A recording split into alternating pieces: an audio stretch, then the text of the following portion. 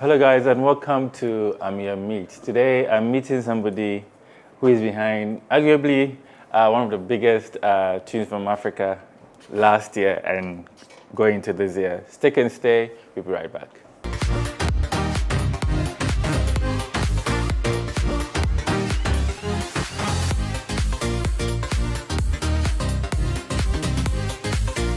Hello and welcome back. Nektunez. So, I mean, that introduction, how did this song become that huge from your own account? How did it happen? Ameno Amapiano happens to be one of the records on my Amapiano and Soul EP. I dropped this EP April 22nd, 2021. 5-track EP. It was Ameno Amapiano actually wasn't even part of the plan. I had already made 4 tracks I was putting out, and then on the very day, that very early morning, I had a flashback. Remember when I was a kid, I used to hear this record on TV, Dorime. So I went to YouTube, searched for Dorime, and then boom, the title popped up as Ameno. So what I did was downloaded the performance video, extracted the vocals, and then did magic to it. Made a Amapiano twist, Afro electronic vibe to it. Put it on the EP that very morning, mixed and mastered that very morning, put it on the EP, and then distributed it to all platforms. Yeah, that's how Ameno came up. Fast forward, it was doing pretty good. Ameno was the lead single on the EP, so it was doing pretty well. It had 2 trends on social media prior to the You Want Bamba. The first one was where Dance God Lloyd and his crew did, Dance God Lloyd Afrobeats and his crew did a dance video, and then I posted it on my Instagram and sponsored it, and then I got a lot of tags from dancers all over the world. And then the second trend was where a DJ from Nigeria called DJ K-Wise and then an MC from Nigeria called Toby Shane, they did a freestyle, and then a portion of the freestyle on the beat went viral. That actually went viral with the likes of Don Jazzy, a lot of Nigerian celebrities posting it on their TikTok and Instagram. So yeah, that's. So at what point did you really have to put your mind together and grab the idea that this thing had really taken off? Because we've seen the likes of Shaquille O'Neal, stars also using it. At what point did you realize that this is a big thing? Yeah, I mean, that was fast forward towards the end of November to the first week in December. So I had so much belief in the record that I was actually tracking the progress on social media. So I realized the figures on TikTok for the You Want Bamba remix started increasing day in, day out, day in, day out. Initially, around towards the end of November, it was 2,000 videos made, and then first week in December it was around 13,000, and then the next day it was 20,000, then the next day it was 40, the numbers were doubling and all that. So that was when I was like, nah, this thing is not stopping. And then 3 days later it was 100,000 videos made. Fast forward 200, 300, and before I realized, how do you call it? Whiskey posted it on his storyline, Pogba, Shaq, and that was when I was like, nah, the record is gone. There's no stopping. Yeah.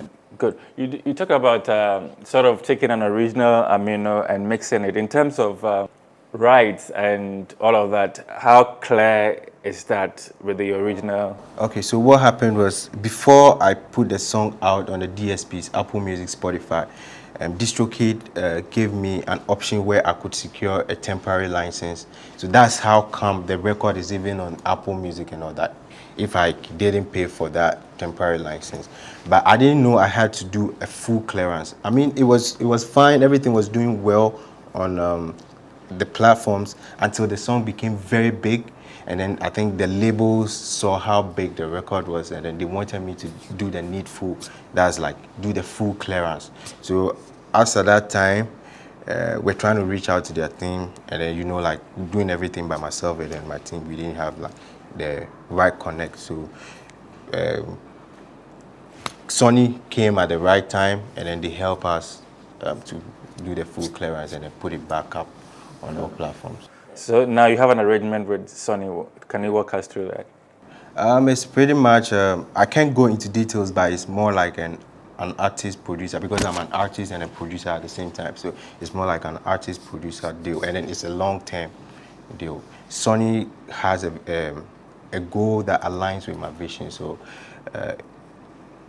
even though other labels came, I went with Sony because the plan they had aligns with my vision. Yeah. Good. And you're about to release the official video. Yeah.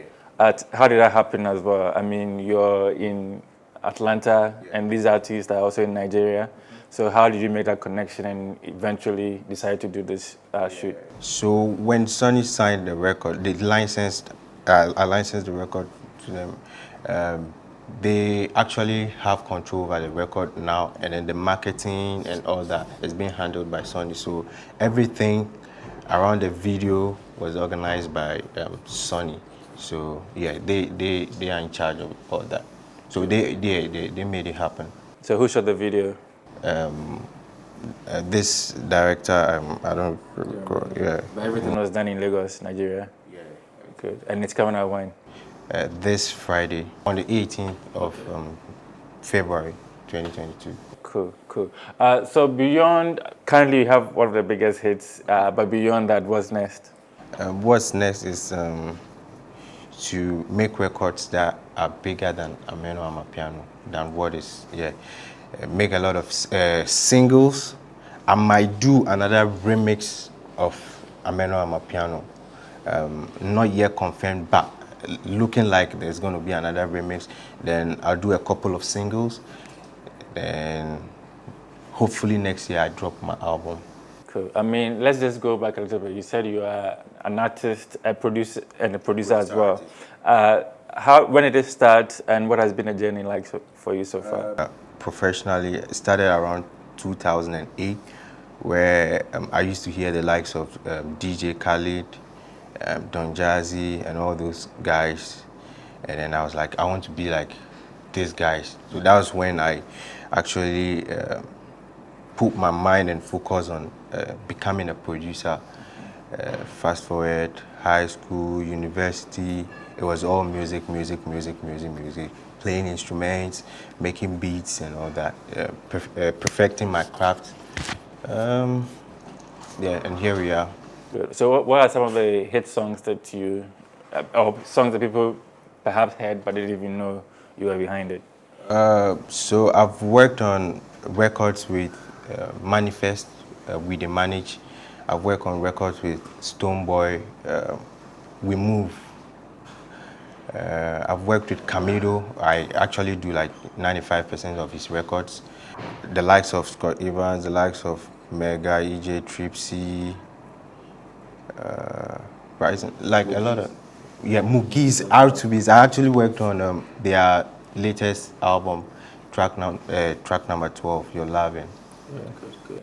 Great. And being also based in the US, are you looking to that space? What are some of the jobs you're doing in that space as well?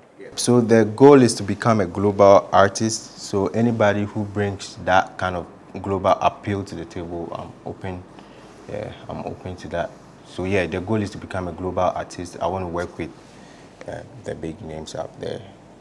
Not saying I don't want to work with small names, but I mean, it comes in hand in hand, you know. Yeah, I mean, the world we live in now, there's nothing like a small artist. Like, one thing can go viral with anybody, and before you know. So anybody talented, I'm open to that. But then the goal is to become a global artist. Yeah.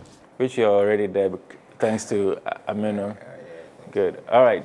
Thanks for coming through, and I wish you the best in the rest of your stay in Ghana, and we'll be keeping an eye out to see what's next for you. Thank you for having me. Pleasure.